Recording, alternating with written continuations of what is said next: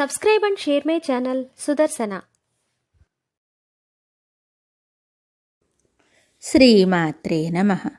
శ్రీ గురుభ్యో నమః. శ్రీమద్దేవి భాగవతము 9వ స్కందము. శ్రీ రాధ గంగను కోపగించుట.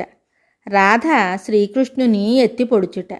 రాధ వలన భయముతో గంగ శ్రీకృష్ణుని చరణములను ఆశ్రయించుట. జలము లోపించుట వలన పీడితులైన దేవతలు గోలోకమునకు వెళ్ళుట. బ్రహ్మస్తుతి చేత రాధిక ప్రసన్నురాలగుట.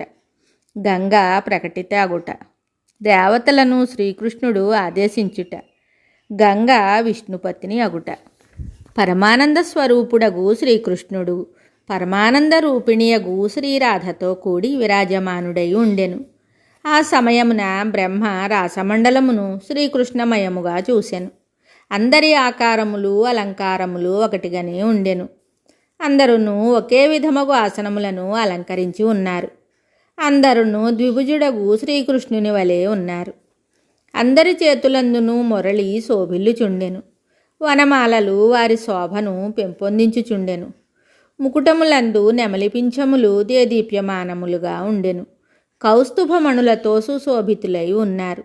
గుణభూషణములతో తేజోరూపములతో వయోప్రభలతో సంపన్నులై వెలయిచుండిరి. వారందరూ అత్యంత కమనీయ విగ్రహులు, పరమశాంత స్వభావులు.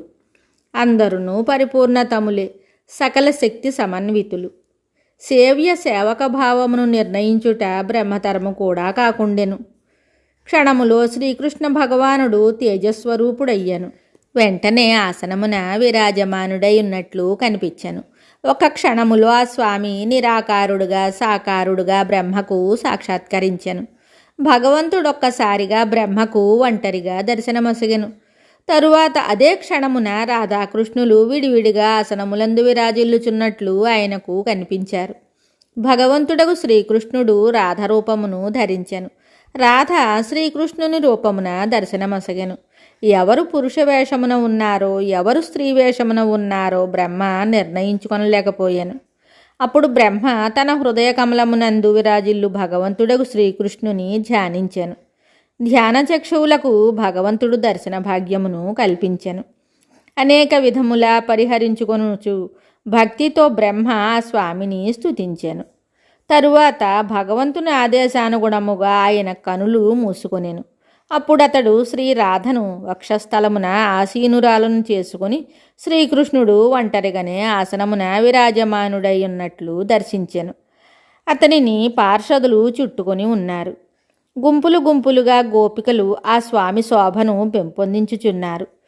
తరువాత బ్రహ్మ మొదలగు ప్రముఖ దేవతలు పరమప్రభువగు భగవంతుని దర్శించి ప్రణమిల్లారు, స్తుతించారు. అప్పుడు సమస్తమునకు ఆత్మ, సమస్తమును తెలుసుకొనుటలో నేర్పరి, సమస్తమును శాసించువాడు, సర్వభావనుడగు ఆ లక్ష్మీపతి పరబ్రహ్మ భగవంతుడగు కృష్ణుడు అచ్చటనున్న దేవతల అభిప్రాయము నెరిగి వారితో ఇలా చెప్పాడు. భగవంతుడగు శ్రీకృష్ణుడు చెప్తున్నాడు, బ్రహ్మదేవా, నీకు కుశలమే కదా, ఇచ్చటకు రమ్ము.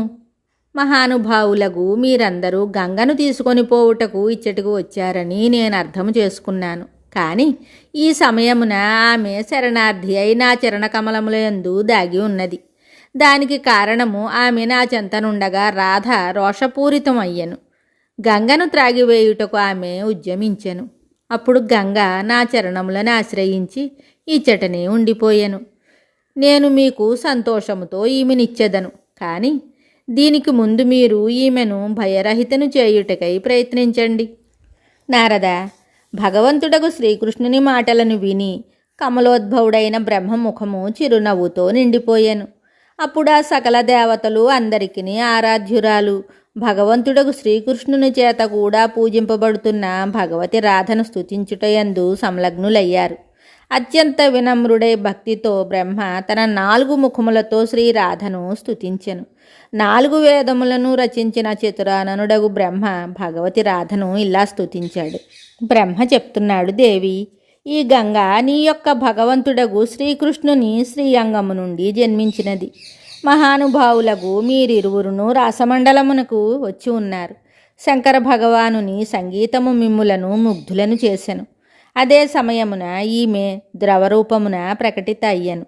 అందువలన మీ యొక్క శ్రీకృష్ణుని యొక్క అంగము నుండి ఉత్పన్నమైన కారణమున ఈమె మీకు ప్రియపుత్రికతో సమానము. అట్లు శోభిల్లు గంగ మీ మంత్రములను పఠించి మిమ్ములను ఉపాసించును.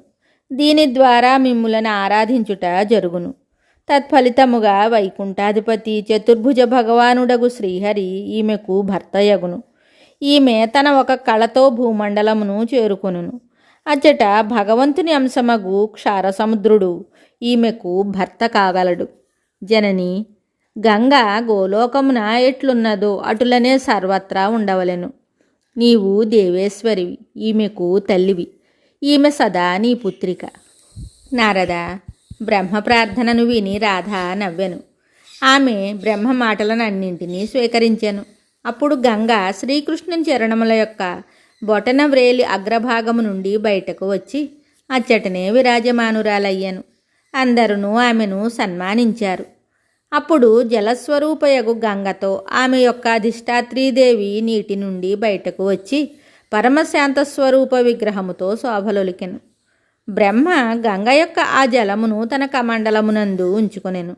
భగవంతుడగు శంకరుడు ఆ జలమునకు తన మస్తకమునందు స్థానమిచ్చెను.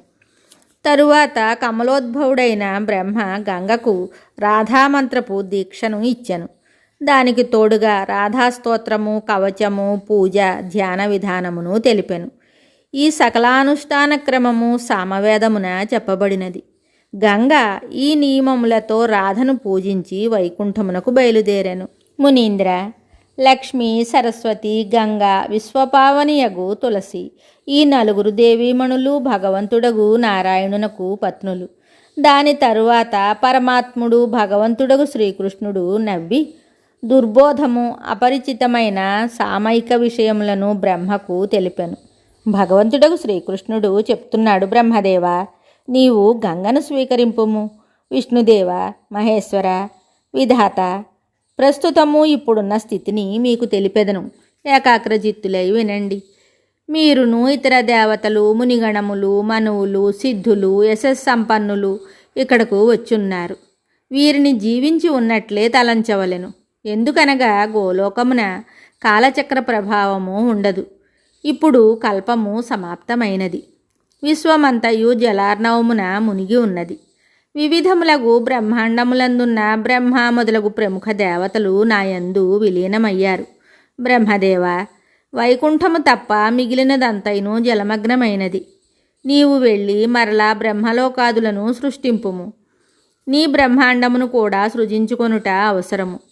దీని తరువాత గంగా అచ్చటకు వెళ్ళును. ఇట్లే నేను ఇతర బ్రహ్మాండములను కూడా ఈ సృష్టి సమయమున బ్రహ్మాది లోకములను సృజించు ప్రయత్నము చేసేదను. ఇప్పుడు నీవు దేవతలతో కలిసి ఇక్కడి నుండి వెంటనే వెళ్ళిపోమ్ము. చాలా సమయము గడిచిపోయినది. మీలో ఎందరో బ్రహ్మలు సమాప్తమయ్యారు. ఇంకెందరో బ్రహ్మలు కావలసి ఉన్నది. మిగతా కథ తరువాయి భాగంలో తెలుసుకుందాము. శుభం. Subscribe and share my channel Sudarsana.